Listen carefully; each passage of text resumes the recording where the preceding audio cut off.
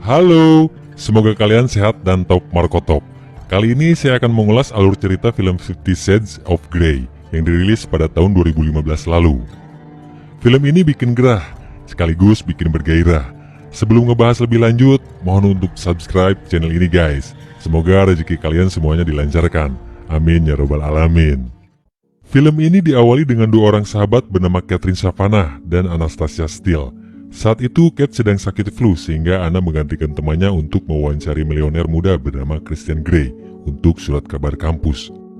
Tiba di kantor Grey yang tinggi menjulang, Anna disapa karyawati dan dipersilahkan masuk ke ruangan Grey. Celakanya, baru saja buka pintu ia tersandung dan jatuh di hadapan Grey. Christian Grey. I'm Anastasia Steele. Meski malu, tapi Anna tetap tenang menghadapi milioner terkenal di kota itu. Ia juga tetap santai meski lupa membawa pulpen untuk mencatat wawancara. Sepertinya Grey menaruh suka pada gadis polos dan lugu ini. Begitu juga dengan Anna, ia terkesima dengan ketampanan sang milioner. Sampai saat tiba di rumah pun Anna masih kelihatan terkesima. Kate sudah menduga jika Anna suka pada Grey. Hanya saja tugas Kate masih belum lengkap karena belum ada foto Grey. Setelah pertemuan itu, Anna terus membayangkan Grey. Dan secara mengejutkan, Grey datang ke tempat Anna kerja di toko hardware. Anna terlihat gugup namun tetap berusaha melayani Grey. Dan pada kesempatan itu, Anna memberitahu jika Kate butuh foto Grey. She's just having a hard time clearing a photo of you. Grey pun memberikan kartu namanya dan meminta Anna untuk menelpon sebelum jam 10 malam dan datang ke rumahnya untuk sesi foto. Told me before time. About the photos. Teman Anna yang bernama Jose mendapat kesempatan untuk menjadi fotografer di sesi pemotretan. Setelah sesi foto selesai, Grey mengajak Anna ngopi di sebuah kafe. Grey bertanya soal keluarga Anna. Tell me about your family. Okay. Namun tiba-tiba saja Grey mengantar Anna keluar kafe. Dan ketika di persimpangan jalan, ia memegang wajah Anna sambil menyuruh Anna untuk menjauhinya.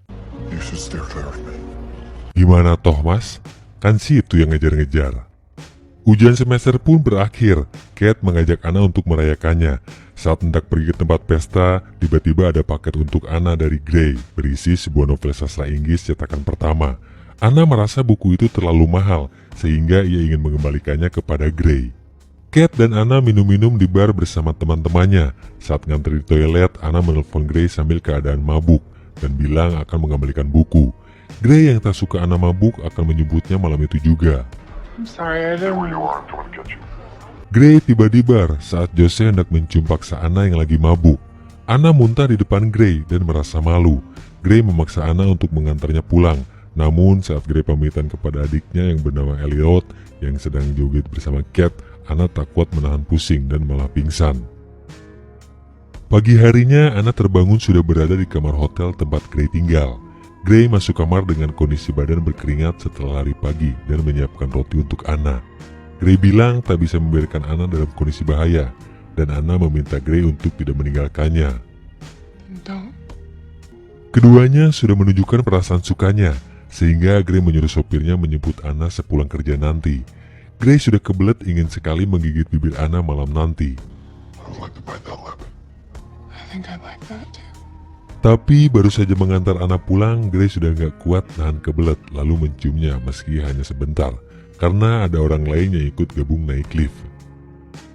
Sesampainya di rumah Anna, Kate dan Elliot kepergok sedang cucus di sofa. Tapi mereka gak panik dan biasa-biasa saja. Adik kakak itu pun pamitan pulang. Sepulang Anna kerja, sopir Grey bernama Taylor menjemputnya. Ia dibawa ke rooftop dan Grey sudah menunggu di samping helikopter. Grey mengajak Anna berkeliling pakai helikopter. Charlie Tango ready to depart. Mereka tiba di rumah Grey yang mewah. Grey sudah menyiapkan surat perjanjian kerahasiaan agar ditandatangani oleh Anna. Isinya, Anna dilarang memberitahu soal hubungan mereka kepada siapapun. You cannot discuss anything about us with anyone. Setelah Anna menandatanganinya, Grey kemudian berterus terang jika ia suka bercinta dengan cara kasar. I fuck. Hard.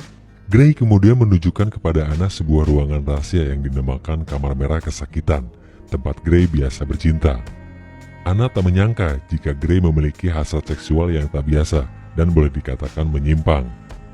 Grey menjelaskan jika ia sudah menyiapkan perjanjian yang sangat rinci sekali. I already have a contract prepared. It's fairly detailed. Anna diminta untuk menelitinya dan bisa bernegosiasi bagian mana saja yang disukai dan tidak disukai. Tapi Anna ragu-ragu hubungannya bisa berjalan lancar karena ia masih perawan dan belum pernah bercinta sama sekali. You're still a virgin. Gray terkejut jika Anna masih perawan, sehingga ia mencarikan suasana yang semula tegang karena membicarakan perjanjian seksual sadistis. Mereka pun cucus-markucus di ruangan rahasia tadi. Pagi hari Anna begitu semangat memasak sambil sedikit ngegeboy. Tanpa sadar Gray datang dan mengamatinya. Pagi itu Anna membuat pancake untuk sarapan pagi bersama. Dua sejoli baru jadian ini penuh gairah membara dan romantis setiap waktu.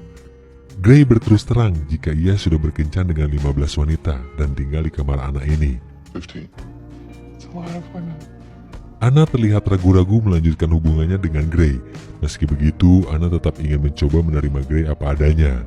Anna meminta pulang dan diantar Gray pakai salah satu mobil koleksinya. Dan di tengah perjalanan, Gray mengajak Anna untuk jalan-jalan dulu. Gray berterus terang lagi jika dia pertama kali diperkenalkan seks dengan kekerasan sejak umur 15 tahun. Waktu itu ia menjadi budak seks teman ibunya bernama Tante Johnson selama 6 tahun. I was her submissive for 6 years. Seriously? Gray memberikan surat perjanjian kepada Anna untuk dibaca dengan teliti, dan dia siap menjawab semua pertanyaan Anna lewat email. Begitu masuk rumah, Anna kaget ternyata Gray sudah memesan laptop untuknya dari kemarin. Sejak saat itu mereka mulai saling mengirim email, dan Anna membaca isi perjanjian dengan perasaan yang tak karuan. Gray menyebut dirinya sebagai pihak dominan dan Anna sebagai pihak penurut. Apalagi ketika ia membaca bab yang mengharuskan memanggil pacarnya itu dengan sebutan bapak atau mister. Man's bound in front. Sent to be one. Gray tiba-tiba secara mengejutkan datang ke rumah Anna.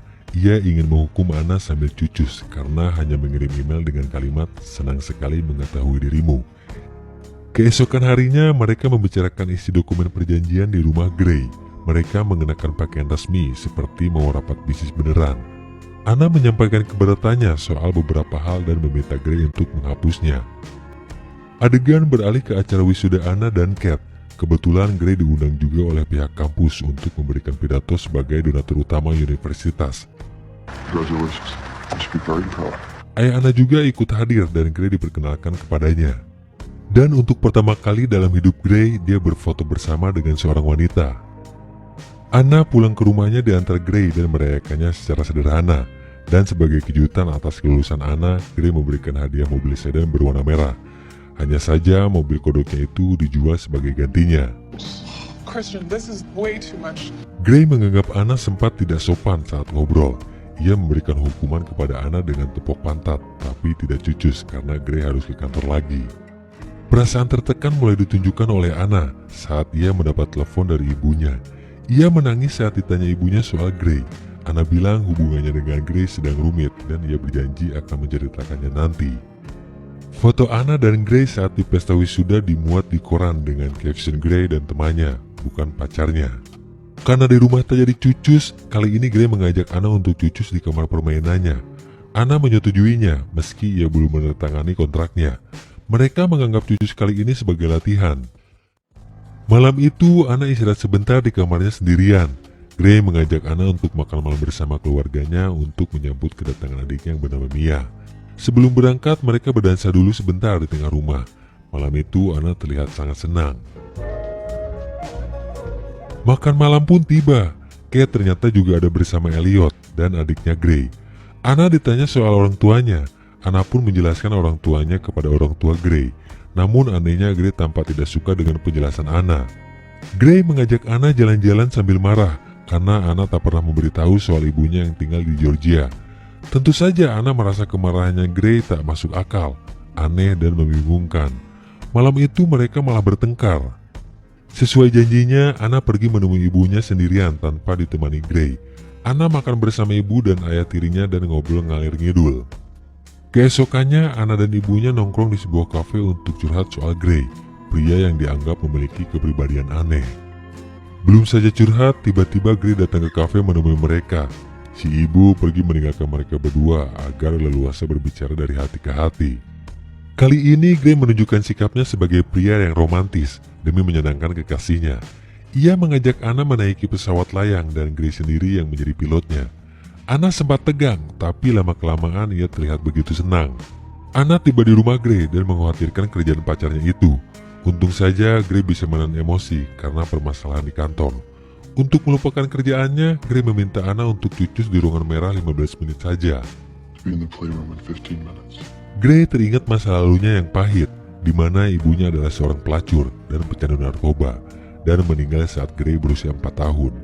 Di hadapan Anna, ia memendam sebuah amarah karena terus dihantui 50 bayangan. Namun Gray tak menjelaskan bayangan apa saja yang ia maksud. Mereka berdua lalu bertengkar karena Gray bersikukuh mempertahankan keinginannya untuk hidup dalam seks dengan kekerasan.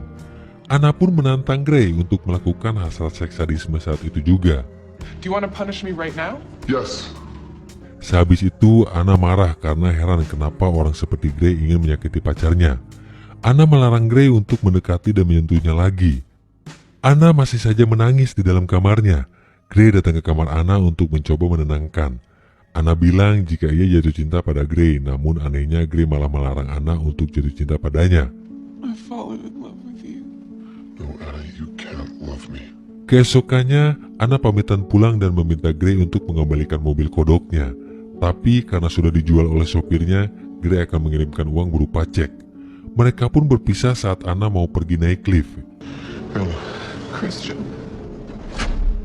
Sejak perpisahan itu, Gray terus melamun. Ia menyibukkan diri dengan kebiasaannya berolahraga lari. Namun bayangan Anna terus menghantui meski saat ia sedang bekerja. Dan film pun selesai.